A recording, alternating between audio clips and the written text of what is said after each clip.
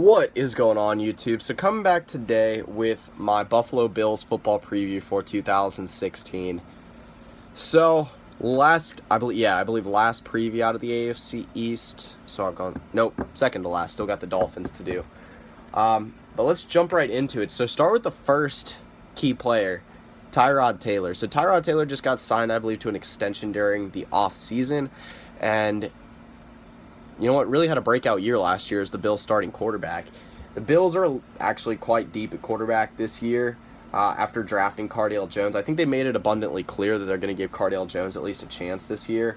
And then obviously E.J. Manuel right behind Tyrod Taylor. I'll be perfectly honest, I'm not going to go on a huge spiel about E.J. Manuel. I don't think he was given exactly a fair shot, but he didn't do great while he was starting either. So anyway, Tyrod Taylor, one of the best dual-threat quarterbacks in the NFL, no doubt about that.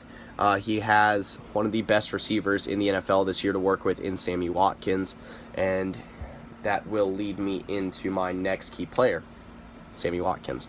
So I think if there's any one player the Bills have to feed this year, it's him. He really showed what he can. I think he finally showed what he can do last year, really be a top 10 receiver in this league, and I don't think that there's any question that he's a really versatile receiver. This guy can be a deep threat. I think he's really crisp with his routes, very athletic. Obviously can catch the ball. Now, third key player, Lesean Mccoy, and I think this is the biggest X factor for the Bills. Lesean McCoy, I think he's going to have to stay. Obviously, he's going to stay healthy this year. One of the bigger question marks through Shady's career.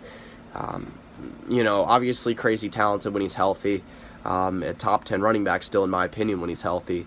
And I think he's really the last key to this Bills offense this year. They're going to have a good running game to be able to get past what is an improving Jets team.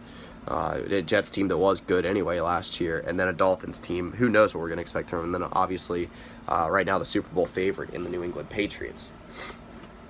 Behind Lesean McCoy, there's not a whole lot. They got some younger running backs in, I believe Mike Gillislee, and then rookie out of Arkansas, Jonathan Williams. I'm kind of high on Joe. I don't know how he'll turn out as an NFL running back. I personally thought that Alex Collins was the best running back. Sorry about the weird view here. I personally thought Alex Collins was the best running back that was coming out of Arkansas last year, but completely off topic. And then James Wilder Jr. behind him. So a lot of young running backs in the stable for Buffalo behind Lesean McCoy. So I didn't really talk about the defensive side of the ball with any of my key players. A couple players to watch out for. They will be very heavy on rookies this year, or leaning very heavily on rookies this year in Buffalo. Shaq Lawson, their first-round pick, starts, or at least is right now on the PUP list. And then one of the steals in the draft, in my opinion, Reggie Ragland at middle linebacker.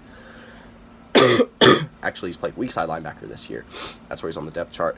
And then also Adolphus Washington, defensive tackle, I believe out of Ohio State. Let me make sure of that.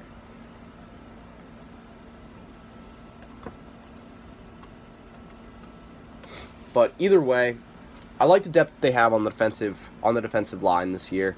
Obviously, Jerry Hughes has been big ever since he came to Buffalo. Marcel Darius, again, another big name. In the secondary, Ronald Darby, I think, will be Ronald Darby and Stephon Gilmore, two of the better young corners in the NFL, will be leading what I think could be a very stout secondary this year, including Corey Graham, Aaron Williams at safety. So, Adolphus Washington was from Ohio State. So, let's talk about worst-case scenario for the Buffalo Bills. I think worst-case scenario is 6-10 with the last place finish in the AFC East. I do have faith in the Bills this year, but again, the AFC East is a hard division to predict this year outside of the Patriots. The Dolphins, Jets, and Bills are all close when it comes to talent level. There's really no really weak link in this division, in my opinion. That's like a clear weak link. So that always makes it hard to predict. But like I said, I think 6-10 with the last place finish is their worst case scenario. Tyrod Taylor gets hurt. Sammy Watkins has some injury problems. Lesean McCoy has injury problems. They've all had injury problems in the past, and I guess worst case that would happen again. Now, best case scenario, I would say they go 11-5, and they're the surprise team of the AFC. I believe it was one of my bold predictions that the Buffalo Bills upend the New England Patriots for the AFC East, which would be a very, very, very bold thing to happen, obviously. But again, I think that's best case scenario. I don't even know if they'd win it at that point, though. And then record prediction for me is 8-8. I think they finish in third place in the division, just behind the Jets. I think the pecking order right now is Patriots 1, Jets 2, Bills 3, and then Dolphins 4. But it's hard to see, man. It'd be very easy for any one of the teams outside of the Patriots to be able to claim that wild card spot. Or who knows, maybe the Patriots will really get jumped on in the AFC East in the 4 games that Brady's missing, and then even for the rest of the year, they're not that good. But again, I don't really see that happening. So that'll pretty much do it for this video. Like I said, close to wrapping up the AFC East as soon as we finish the Dolphins, but that's pretty much it. So yeah.